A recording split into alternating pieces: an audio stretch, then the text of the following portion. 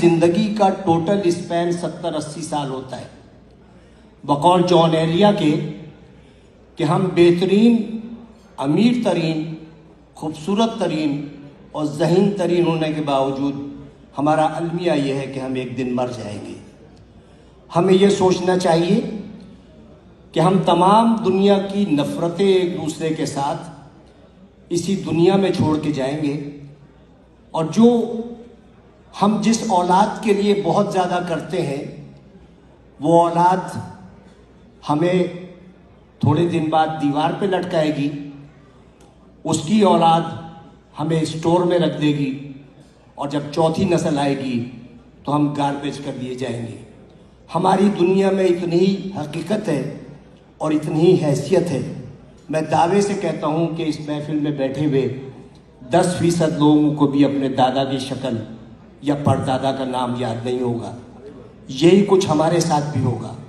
ہم لاکھ دنیا میں فن خان بنے رہیں، ہم لاکھ دنیا میں یہ کہتے رہیں کہ وہ آگے کیوں بڑھ گیا، وہ پیچھے کیوں ہٹ گیا، لیکن یقین جانیے اللہ تعالیٰ نے جہاں انسان پہ اتنے احسانات کیے ہیں، وہاں ایک بہت بڑا اس کا احسان یہ ہے کہ اس نے 3 چیزیں اپنے پاس رکھی ہیں۔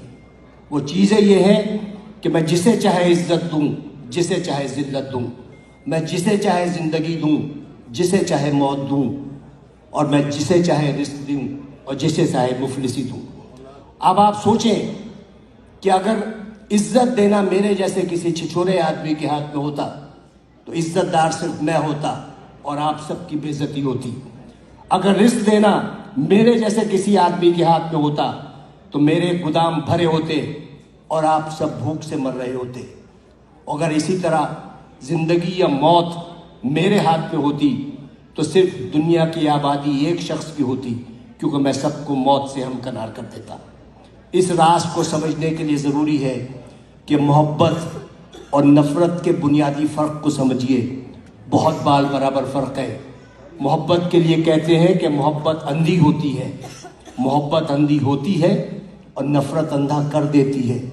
محبت چونکہ پیدائشی طور پر اندھی ہوتی ہے، لہٰذا وہ جینے کا ہنر جانتی ہے، اور نفرت کے سفر میں آپ آدھے وقت بینا ہوتے ہیں اور باقی وقت نابینا ہوتے ہیں، تو انہی شاہراہوں پر جس پر آپ محبت کا ہاتھ پکڑے دیوانہ وار چلے جاتے ہیں، نفرت کی آگ میں جلنے لگتے ہیں اور اپنی ہی لگائی ہوئی آگ میں بھسم ہو جاتے ہیں۔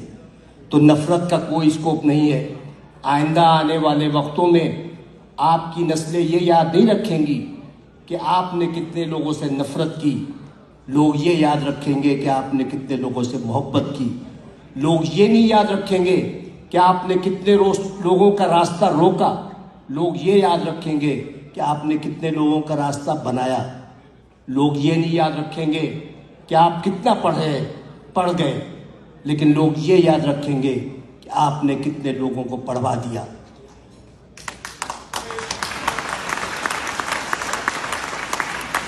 یہ وہ